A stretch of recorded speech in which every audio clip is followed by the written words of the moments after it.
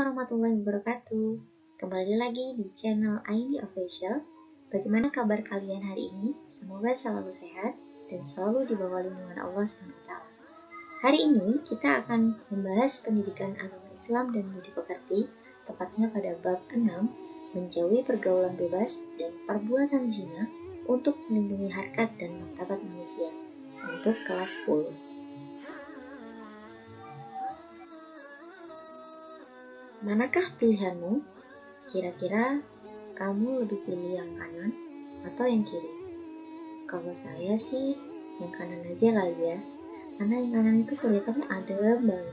Seperti yang udah kalian lihat, foto atau gambar sebelah kiri sepertinya kalau misalnya kita alami atau tidak menjalin, kayaknya kita bakalan menderita ya. Kayaknya kita akan mendapatkan cemooh dari orang, kemudian tidak bahagia dengan pasangan kita karena udah judulnya menikah karena hamil duluan berujung cerai. Yang kiri ini benar-benar sesuatu kondisi yang tidak ingin kita alami di masa depan kita ya, apalagi berujung cerai. Untuk yang kanan itu kayaknya adem banget ketika melakukan suatu pernikahan secara syariat. Kemudian prosesnya juga sesuai syariat, yaitu dengan ta'aruf. Kemudian khitbah, yang selanjutnya adalah menikah. Semoga pilihan 100% jatuh pada gambar yang sebelah kanan ya. Jika kita membahas tentang zina, maka hal tersebut tertuang dalam Al-Quran surat Al-Isra ayat 32 yang bunyinya, Bismillahirrahmanirrahim. Wala taqrabuz zina innahu kana fahisyah wa sa'a sabila. Dan janganlah kamu mendekati zina. Zina itu sungguh suatu perbuatan keji dan suatu jalan yang buruk. Karena ini sudah tertuang dalam ayat Al-Quran, maka yang namanya zina atau mendekati zina betul-betul menjadi larangan yang mutlak dan tidak bisa dinegosiasi ya. Pengertian zina. Zina secara bahasa berasal dari kata zana, yazni, yaitu hubungan badan antara laki-laki dan perempuan yang sudah balik tanpa adanya ikatan pernikahan yang sah sesuai dengan tuntunan agama Islam. Zina secara harfiah berarti fahisah, yaitu perbuatan keji, dan zina secara istilah adalah hubungan selayaknya suami istri yang dilakukan oleh seseorang perempuan dan laki-laki yang tidak terikat dalam hubungan pernikahan, baik itu dilakukan oleh salah satu atau keduanya yang sudah menikah ataupun yang belum menikah sama sekali. Hukum perbuatan zina. Para ulama telah bersepakat bahwa hukum perbuatan zina adalah haram. Dalam Quran surat Al-Isra ayat 32 terkandung larangan untuk tidak mendekati perbuatan zina. Kata jangan mendekati seperti ayat tersebut merupakan larangan mendekati sesuatu yang dapat merangsang jiwa dan nafsu untuk melakukannya. Nah, perlu digarisbawahi adalah mendekati sesuatu yang dapat merangsang jiwa dan hawa nafsu untuk melakukannya. Yang dimaksudkan di sini adalah seperti contoh kalian berhubungan nafsu bukan hanya hadir saat kita melihat seseorang secara langsung atau sedang berdua-duaan dengan pacar misalnya. Tapi zina itu juga bisa kalian hadapi ketika kalian itu menonton suatu film atau suatu video porno misalkan, atau film 19 ke atas, 19 plus. Nah, itu bisa jadi memicu hawa nafsu kalian menjadi naik. Jadi, hal-hal yang seperti itu kalian harus sekuat tenaga hindari dalam kehidupan kalian supaya hawa nafsu kalian bisa kalian kontrol dengan baik. Karena kita manusia biasa ya. Jadi, kalau misalnya kita tidak betul-betul menjaga diri, maka kita akan kesulitan untuk menghadapi hawa nafsu kita sendiri. Kita lanjutkan. Jika mendekati perbuatan zina, dikhawatirkan akan membawa seseorang benar-benar melakukan zina. Nah ini, membawa seseorang benar-benar melakukan zina. Misalkan, dari menonton video, menonton film 19 ke atas, atau film-film misalnya memang Hollywood misalkan. Tapi dalam film-film luar negeri, itu pasti ada adegan-adegan yang tidak pantas untuk kalian tonton kan? Nah, itu yang harus kalian jauhi sejauh-jauhnya agar kalian itu tidak terbawa hawa nafsu kalian dan kemudian apalagi sampai melakukan zina. Na'udzubillah min dzalik ya. Hukum pelaku perbuatan zina. Yang pertama adalah muhson, zina yang dilakukan oleh orang yang sudah menikah. Sedangkan ghairu muhson, zina yang dilakukan oleh orang yang belum menikah, seperti kalian. Muhson, sebagaimana dijelaskan sebelumnya bahwa zina muhson adalah perbuatan zina yang dilakukan oleh laki-laki dan perempuan yang sama-sama sudah menikah, suami atau istri. Hukuman untuk pelaku zina muhson adalah 1. Hukuman dera atau dicambuk sebanyak 100 kali. Yang kedua, hukuman rajam, yaitu hukuman mati dengan cara dilempari batu atau sejenisnya. Ini untuk hukuman seorang laki-laki dan perempuan yang sudah sama-sama menikah tapi melakukan zina. Yang kedua adalah ghairu muhson. Ghairu muhson adalah perbuatan zina yang dilakukan oleh perempuan dan laki-laki yang belum menikah. Adapun hukuman untuk pelaku zina ghairu muhson adalah apabila pelaku zina ghairu muhson adalah gadis dan perjaka, maka hukumannya adalah dera atau cambuk 100 kali dan diasingkan dari wilayah tempat tinggalnya. Yang kedua, apabila pelaku zina ghairu muhson adalah janda dan duda, maka hukumannya adalah dera 100 kali dan hukum rajam hingga meninggal dunia. Hukum pidana penzina atau pelaku zina. Dalam pasal 284 KUHP, pelaku perbuatan zina dapat diancam dengan hukuman 9 bulan penjara. KUHP menganggap bahwa hubungan badan antara laki-laki dan perempuan di luar perkawinan adalah zina. Namun tidak semua perbuatan zina dapat dihukum. Perbuatan zina yang dapat dihukum adalah perbuatan zina yang dilakukan oleh laki-laki dan perempuan yang sudah menikah. Tuntutan terhadap pelaku sendiri hanya dapat dilakukan oleh salah satu pasangan dari pelaku perbuatan zina tersebut atau yang merasa tercemar akibat perbuatan tersebut. Nah, ini yang dimaksudkan adalah suami istri, suami yang selingkuh atau istri yang selingkuh.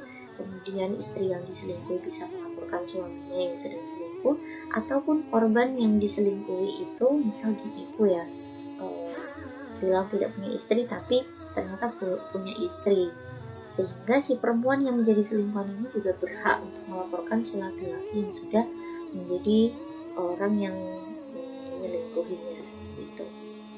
Tetapi yang perlu digarisbawahi, walaupun di sini adalah tidak semua perbuatan zina dapat dihukum, tentu saja semuanya tetap memiliki hukuman seperti zina yang dilakukan oleh ghairu muhson.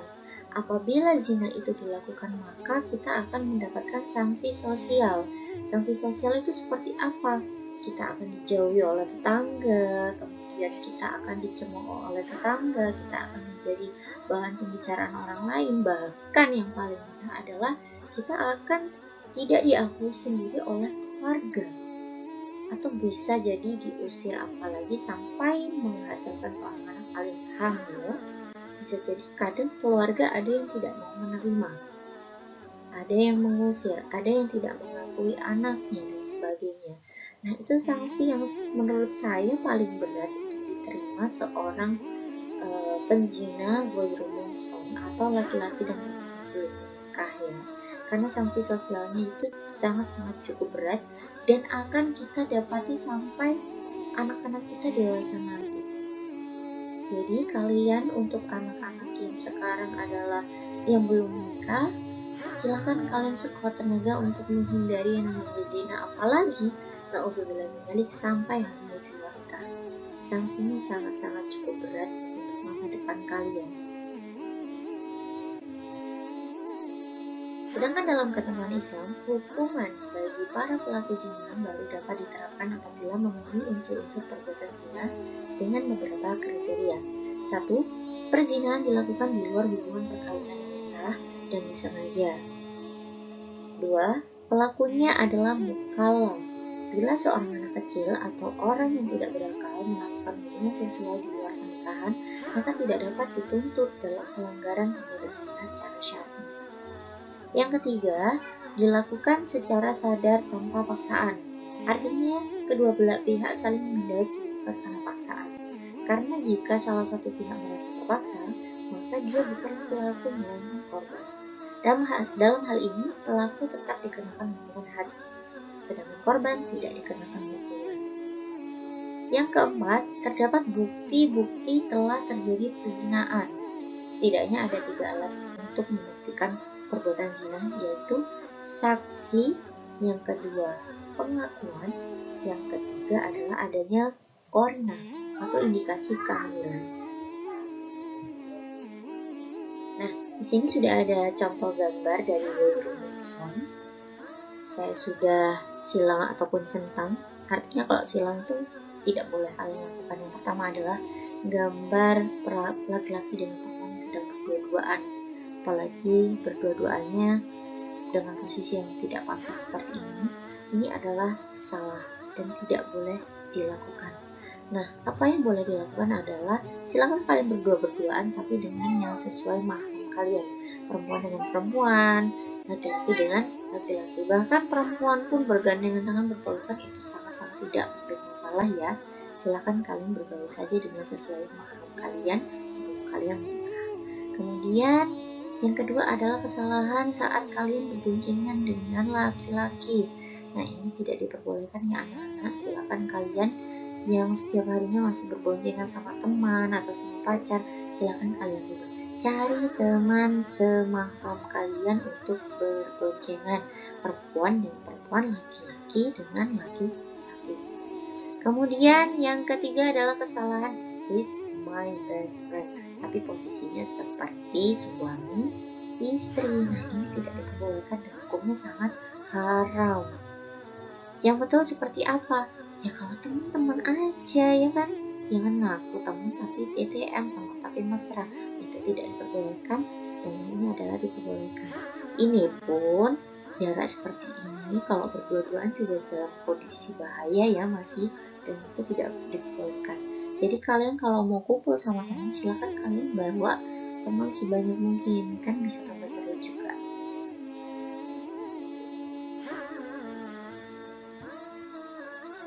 Kemudian lanjut, hal-hal yang bisa dilakukan untuk menjauhi zina. Yang satu, berdoa dan memohon kepada Allah SWT agar terhindar dari zina. Nah, ini yang paling sangat penting ya. Kalian jangan sampai lupa ketika kalian sholat. Ketika kalian selesai sholat, ataupun ketika kalian sedang berdiam diri, kalian berdoa kepada Allah, untuk masa depan kalian. Kalian sisipkan doa untuk agar kalian, ya Allah, memudahkanlah urusanku, jauhkanlah hambamu ini dari suatu keburukan, dari suatu yang kau laknati, Allah, jauhkanlah ya Allah. Berdoalah sebisa kamu, semampu kamu menggunakan bahasa Indonesia ataupun bahasa Arab boleh, karena Allah maha mendengar, maha mengetahui apapun yang kamu harapkan, apapun yang kamu inginkan dalam kehidupan kamu. Kemudian yang kedua adalah taubat nasuha. Taubat nasuha, seberapapun dosa yang kita punya, tapi manusia itu jelas punya dosa ya, tidak ada manusia yang tidak punya dosa. Karena itu kita harus taubat nasuha setiap harinya. Misalkan hari ini kita melakukan kesalahan, maka kita taubat nasuha hari ini untuk tidak melakukannya di esok hari. Yang ketiga adalah menjaga pandangan.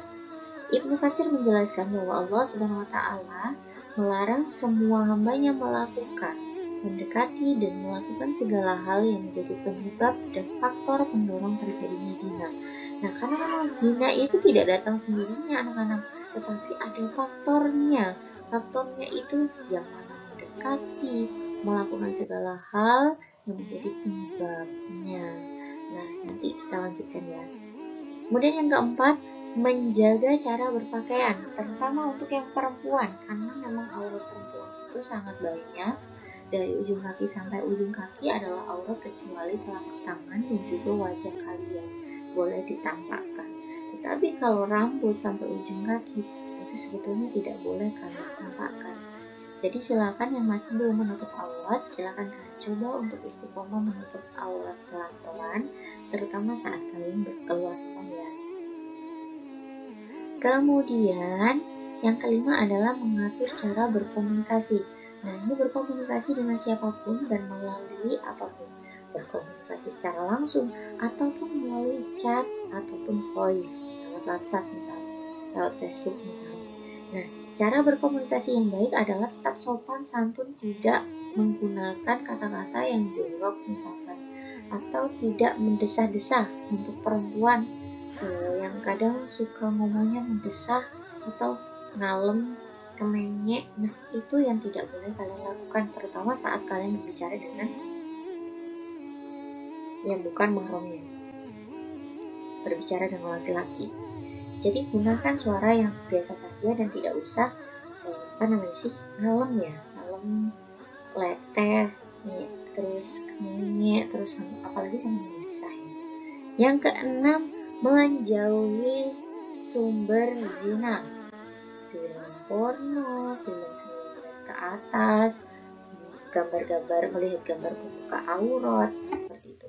Nah, ini film porno, belum tentu film yang katanya kalian Hollywood itu nggak ada pornonya gitu ya. Karena film-film Hollywood, film-film luar negeri itu kayaknya kayaknya lebih banyak memang ada adegan-adegan yang di atas usia 19 tahun atau 19 ke atas yang belum pantas untuk kalian tonton. Jadi kalian harus sekuat tenaga ya anak-anak untuk menghindari film-film seperti ini, meskipun berat, tapi ini adalah ujian kalian untuk lolos dari masa muda kalian, untuk membangun masa depan kalian sendiri. Jadi kalian harus berusaha semaksimal mungkin untuk menjauhi sumber zina yang sudah dimaksudkan tadi. Yang ketujuh, melakukan kegiatan positif seperti belajar karena kalian masih pelajar, kemudian kegiatan organisasi, olahraga dan sebagainya. Karena apabila kita banyak melakukan kegiatan di luar dengan kegiatan yang positif, maka ketika kita pulang ke rumah itu kita udah capek ya, kita nggak sempat untuk melakukan hal-hal yang tidak penting, kita langsung istirahat. Nah itu. Kemudian yang kedelapan adalah membatasi ikhtilat atau pertemuan laki-laki dan perempuan yang bukan mahram. Kalian tidak dilarang untuk bertemu dengan laki-laki, asalkan pertemuan tersebut memiliki batasan. Tidak hanya berdua, tetapi ada beberapa orang yang kalian temui di situ. Jadi kalau misalnya tetap jauh-jauhan, misalnya duduknya jauh-jauhan, tapi tetap berdua saja, misalkan, itu ada resiko di dalamnya ya. Kecuali kalian betul-betul bisa menjaga diri, bisa mengontrol diri kalian, ataupun ada sesuatu hal yang sangat penting, kan? Hal itu ya dibuat positive thinking saja seperti itu. Kemudian yang ke-9 adalah menikah. Menikah ini adalah solusi terbaik untuk kalian yang sudah siap menikah.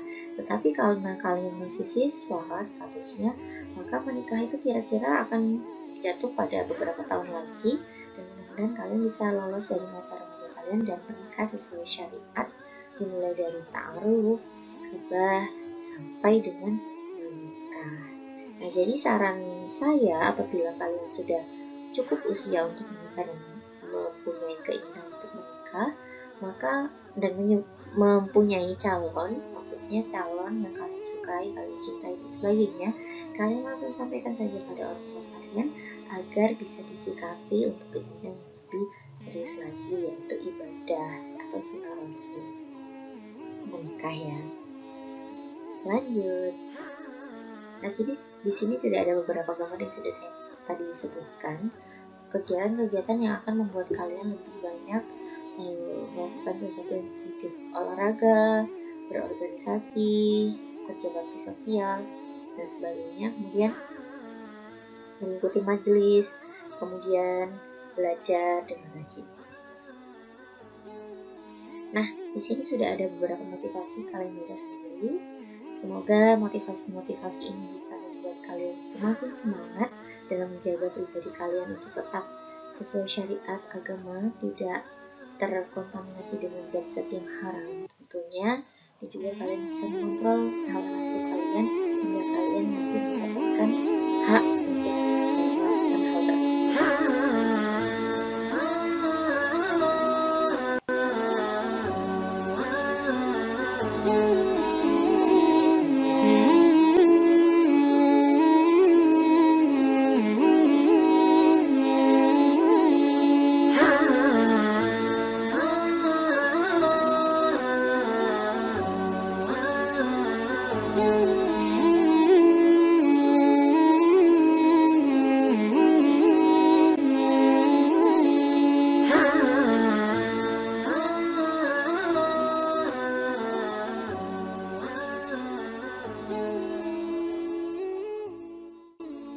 Oke, selamat berjuang muslim dan muslimah muda. Semoga kita semua dijauhkan dari perbuatan zina. Amin ya rabbal alamin. Mungkin sekian materi hari ini, semoga bermanfaat. Semoga kalian semua semakin semangat untuk menjaga diri kalian, untuk menjaga kesucian kalian, untuk menjaga harkat martabat kalian. Terima kasih. Wassalamualaikum warahmatullahi wabarakatuh.